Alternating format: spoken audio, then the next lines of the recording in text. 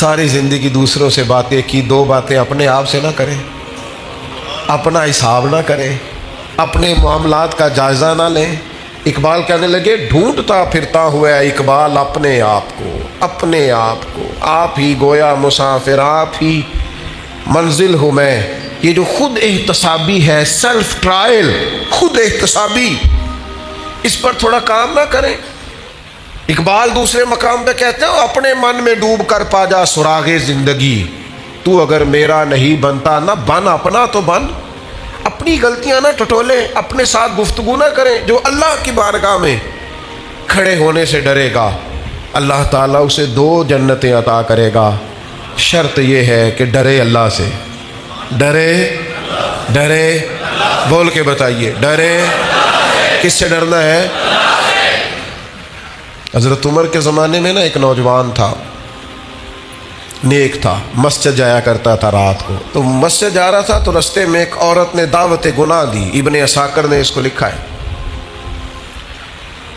تو نوجوان تھا، خواہشات تھی، کچھ طبیعت مائل ہو گئی۔ ابھی ادھر جا ہی رہا تھا کہ کسی نے آیت پڑھ دی، والی من خاف مقام ربہ جنتان، جو رب کے سامنے کھڑے ہونے سے ڈرے گا اللہ 2 جنتیں دے گا۔ واقعی ڈر گیا، وہ واقعی ڈر گیا، اتنا ڈرا کہ بے ہوش ہو کے گر پڑا۔ بیماری سے لوگ بے ہوش ہوتے ہیں، پیسے ڈوب گئے بے ہوش ہوتے ہیں، بچے کے غم میں بے ہوش ہوتے ہیں۔ سچ بتاؤ کبھی خوف خدا سے بھی بے ہوش ہوتا کوئی دیکھا ہے؟ ہمارے ہاں تو روز مرہ ہی نہیں ہے بھائی، اور بڑی باتیں ہیں بے ہوش ہونے کی، ڈرنے کی، غش کھانے کی۔ بے ہوش ہو کے گر پڑا۔ بوڑھے باپ کو کسی نے بتایا بچہ بے ہوش پڑا ہے، اٹھا کے گھر لائے، گھر لا کے کہا بیٹا کیا ہوا؟ نوجوان ہے، چڑھتی جوانی ہے، پر پاکیزہ بڑی ہے۔ کہنے لگا ابا جی گناہ کی طرف چلا گیا تھا، پر میں نے آیت سن لی جو اللہ کے سامنے کھڑے ہونے سے ڈرے گا رب 2 جنتیں دے گا۔ میں ڈر گیا تھا، رب واقعی 2 جنتیں دے گا۔ باپ رو پڑے، ابا جی کی آنکھوں میں آنسو آئے اور کہا پتر اللہ بڑا مہربان ہے، اس کے وعدے سچے ہیں، واقعی 2 جنتیں دے گا۔ اس نے پھر ایک چیخ ماری اور اس طرح کی ماری کہ اس کی روح ہی پرواز کر گئی، روح ہی پرواز کر گئی۔ کشتگان خنجر تسلیم را، عشق کی خنجر سے قتل ہو گئے لوگ۔ صبح حضرت عمر کو پتہ چلا کہ انہوں نے تو رات جنازہ بھی پڑھ دیا، تدفین بھی کر دی۔ جناب عمر فرمانے لگے اتنا نیک نوجوان خوف خدا سے دنیا سے چلا گیا، مجھے کیوں نہیں بلایا، میں جنازہ پڑھتا۔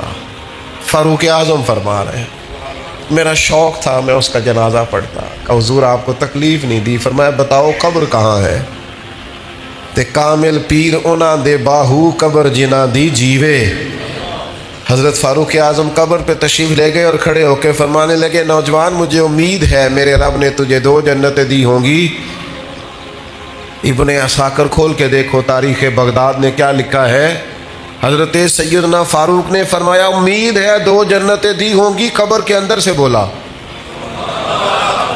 کامل پیرو نہ دے باہو قبر جنا دی جیوے۔ قبر کے اندر سے بولا، کہنے لگا حضور امید والی بات نہیں، رب کے وعدے سچے ہیں، اس نے واقعی مجھے 2 جنتیں عطا فرمائی، 2 جنتیں دی ہیں، میں نے اپنے مالک کو راضی پایا۔ تھوڑا سا نا اپنا محاسبہ کرنا ہے، اپنا حساب کرنا ہے یار، 1-1 2-2 کر کے اب اپنی غلطیاں نہ نکالنی شروع کریں۔ وقت نا تیز ہو گیا ہے۔ میں کبھی اپنوں کو یاد کرتا ہوں تو سوچتا ہوں کتنے سارے چلے گئے، کتنے، چند ایک استاد رہ گئے، باقی دنیا سے پردہ کر گئے، بزرگ چلے گئے، دوست کئی چلے گئے، رخصت ہو گئی دنیا۔ ہم نے کو بیٹھے رہنا ہے؟ تھوڑا سا وقت محاسبے پہ لگائیں۔ تقریریں بڑی سن لیں، خطبے بڑے سنے، نصیحتیں بڑی، صبح موبائل کھولتے ہیں تو 20 25 50 نصیحت کے میسج آئے ہوتے ہیں۔ اب رو نہ پڑیں اس کی بارگاہ میں، اب اس سے کہے نہ کہ ہماری مدد کر تاکہ ہم بدل بھی جائیں۔ اب اس کے حضور عرض نہ کریں کہ وقت بڑا بیت گیا ہے، مالک اب کرم نوازی فرما۔ ہر چیز کا دکھ ہے، کچھ تھوڑا سا اس کی بارگاہ کی طرف لوٹ کے جانے کا خیال نہ پیدا کر لیں۔ اب تو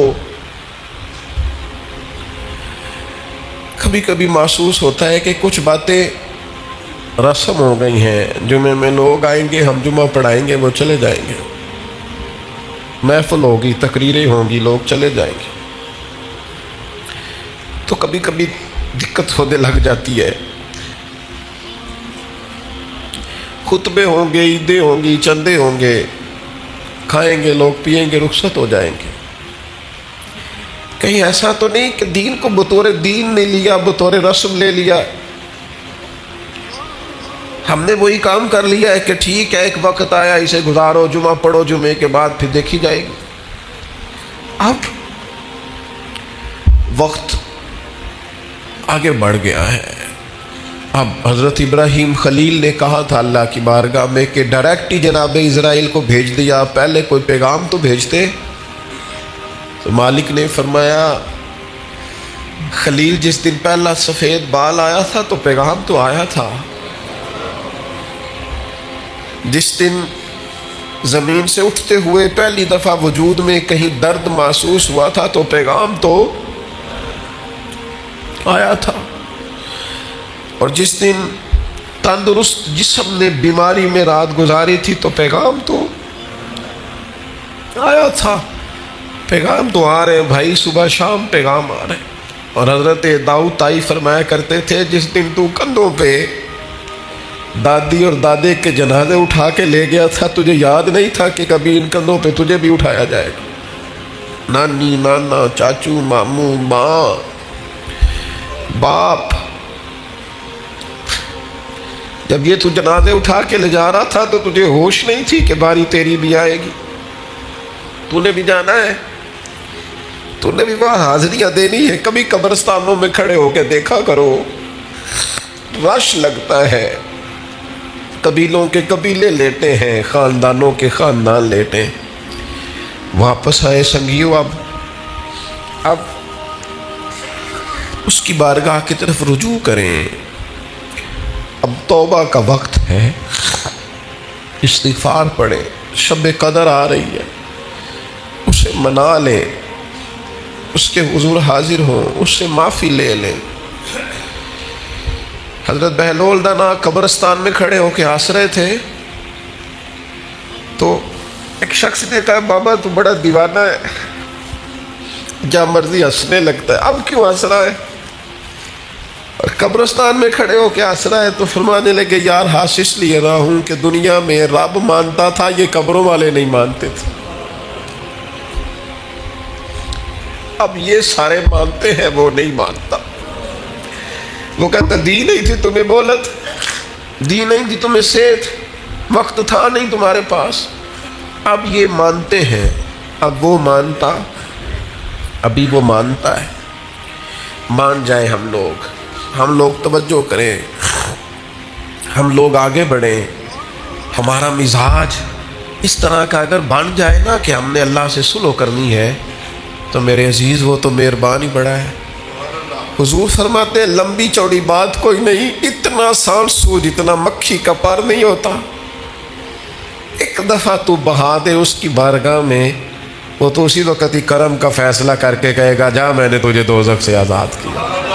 واپس آؤ اپنی اصل کو پہچانیں، آؤ میں آپ کو ذمہ داری سے کہتا ہوں، رشتہ دار ہوں، دوست ہوں، یار ہوں،